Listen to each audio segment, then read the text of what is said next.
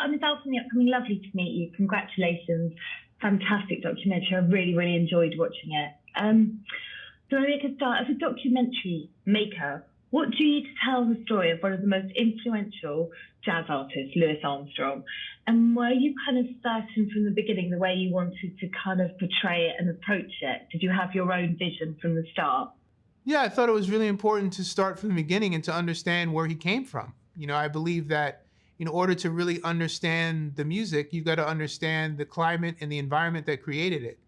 So starting from where he started from and looking at where America was at that time and where he was in America, understanding all those things, I feel is paramount in understanding his musical genius. And obviously, with access to some of the most amazing footage, you've got words from his wife, Lucille.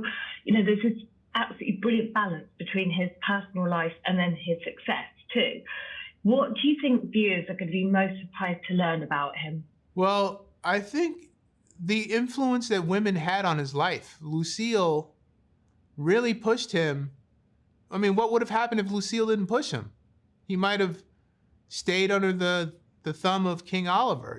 He was afraid to go against his mentor. He was afraid, but his mentor knew that Armstrong was better than his mentor. He knew that. And the wife, Lil, pushed him to say, you're the man, go out there and be the man. I want to be with the man. I don't want to be with the number 2 guy. I want to be with the number 1 guy. And that really pushed him to be who he became. And he acknowledges that. And I guess you shaped the story with Nas as the narrator.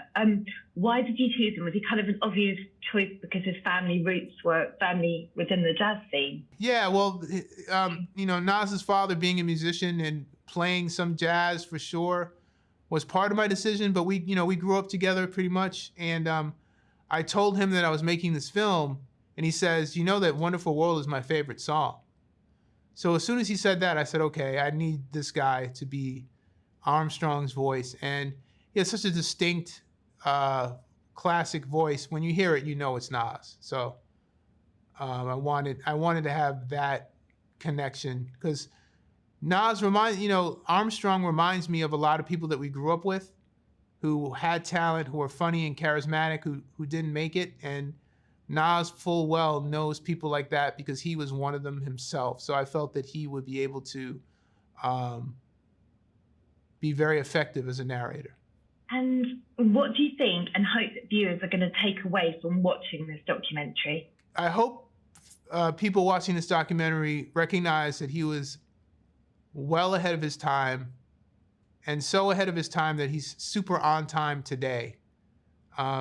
Being someone who has multiple interests and expresses himself through multiple disciplines, to me is very contemporary. Young people today, they've got an Instagram account and they're doing they're knitting, they're painting, they're making music, they're doing a little bit of everything.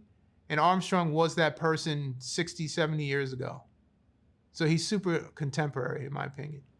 Well, thank you very much for speaking to me. Thank you. It's fantastic. Thank you very much. Thank you. Have a good day.